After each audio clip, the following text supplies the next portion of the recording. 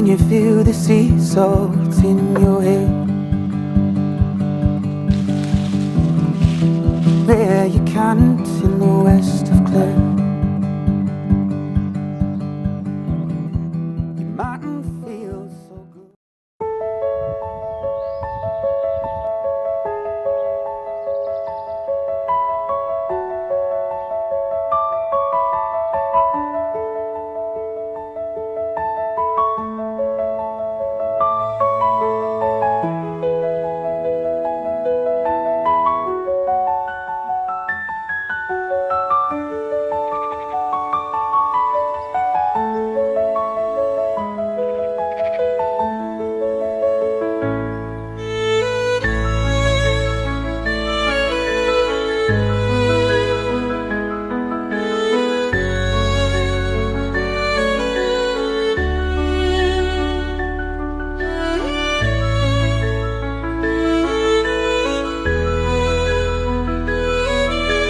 Je crois que l'automne nous invite à nous détacher de ce qui nous encombre, telles les feuilles qui se détachent des branches.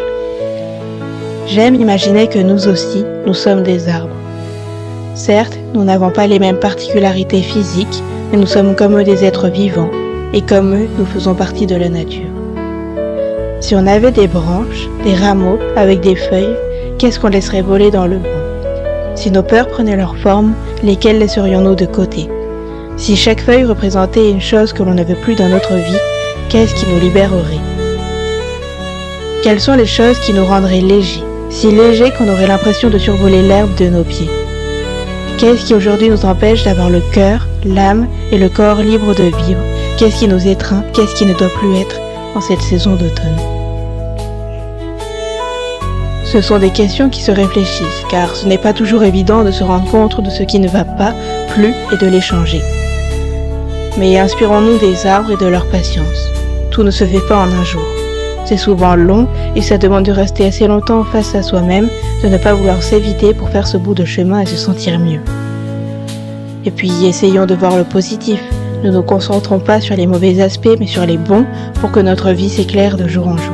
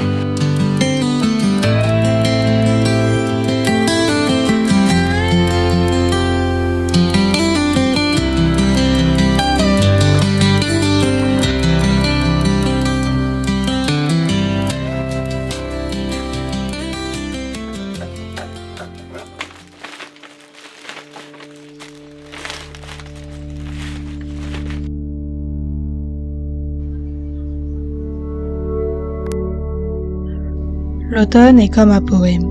Il écrit dans le ciel des vers, des rimes, il dépose sur le monde son cœur, son histoire, et il promet dans son changement que les lendemains existent.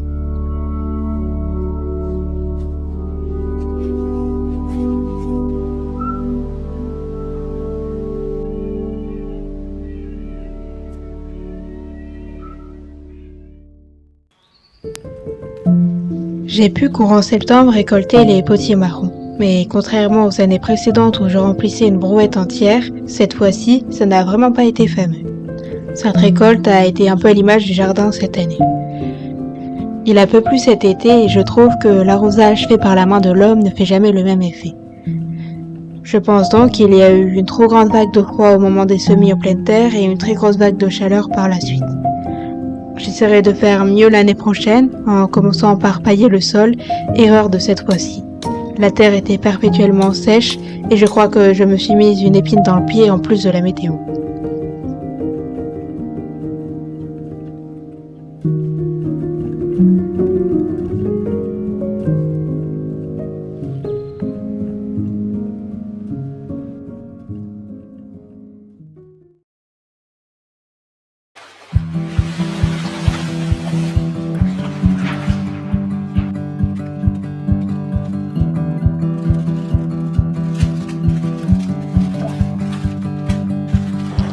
J'avais depuis quelques mois envie de me coudre une robe chasuble qui irait pour l'automne. J'ai beaucoup aimé créer le patron. C'est un des plus compliqués que j'ai eu à faire et je trouve que c'est un des plus réussis. Pour la blouse, j'ai suivi des explications pour réaliser le patron. Je sélectionne toujours des matériaux de qualité, naturels, comme le lin, le coton et parfois la viscose. Dans tous les aspects de la vie, il est important de faire attention à nos actions et de minimiser leur impact pour la nature, les animaux et notre santé. Je crois que je n'ai pas trouvé de contre-exemple à ce que je vais dire maintenant. Je crois que si on se range du côté du monde vivant et sauvage, on agira avec justice envers nous-mêmes et tous ceux qui nous entourent.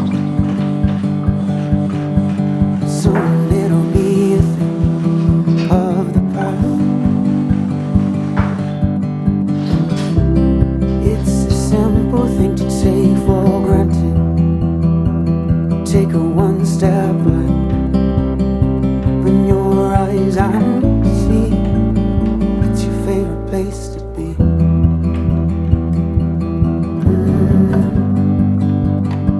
Your favorite place to be.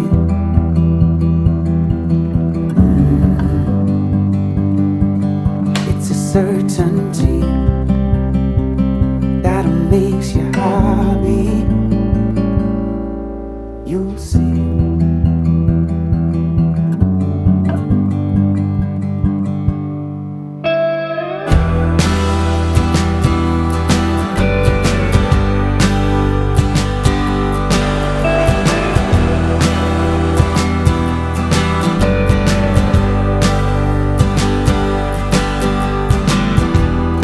15 minutes till you feel alive. Feels like hours before you arrive. Once you're there, take in the air. Let go, unwind, let down your head. It's a simple thing to take for granted. Take a one step back. Open your eyes and see it's your favorite place to be.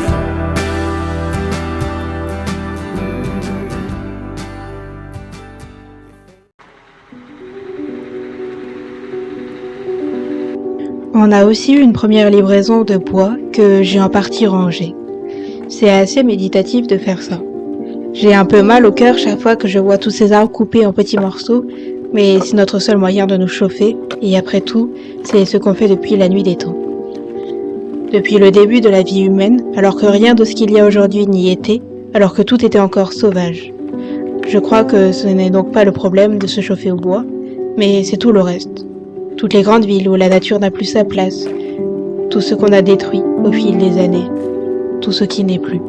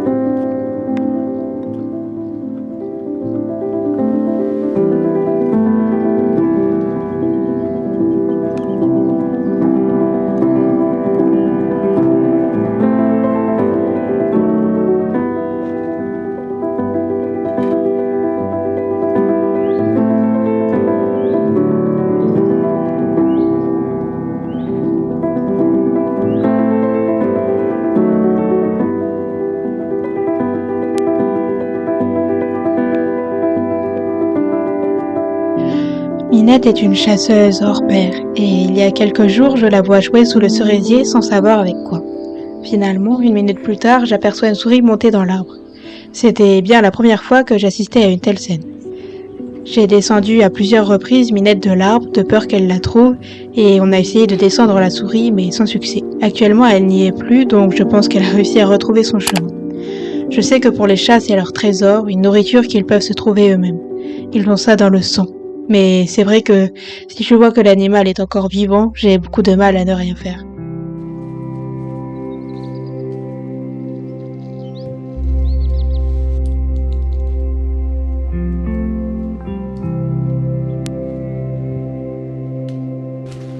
Automne venu, je laisse glisser à mes pieds feuilles et fruits. Je me dévêtis de mon ombrage et me mets à nu face au monde qui m'entoure, découvrant un paysage changé par une saison de plus. Dans mes branches, les pies viennent y chercher pitance, et sur mon tronc remonte un grimpereau à la recherche lui aussi de son déjeuner. Bientôt le froid me pétrifiera, le vent gèlera la rosée sur mes racines du ciel, et moi je dormirai jusqu'au printemps prochain.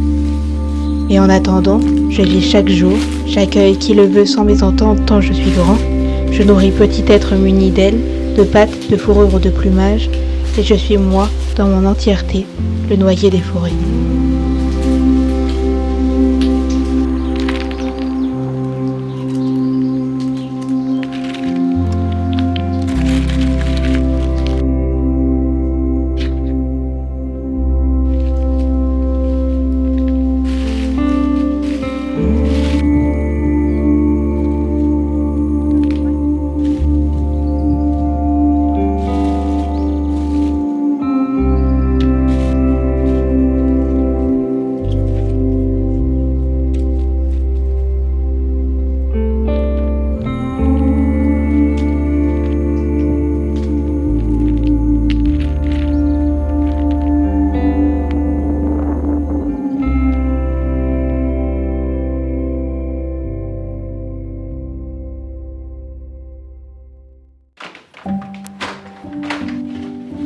Il y a quelque temps, j'avais écrit une nouvelle.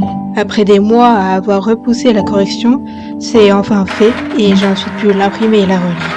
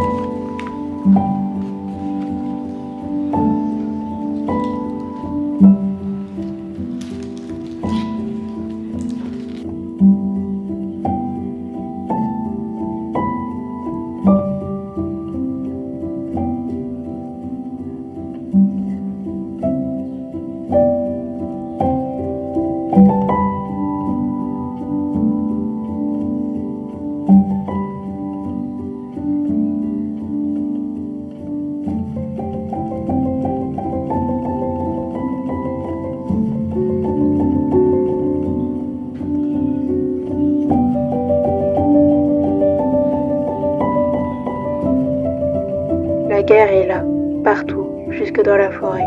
Nulle trace de bombardement. Le calme règne, les oiseaux chantent, les saisons s'enchaînent. Mais l'apparence de ce lieu paisible n'est qu'illusoire, car y vit une certaine Priscilla, jeune femme au cœur esselé par la vie.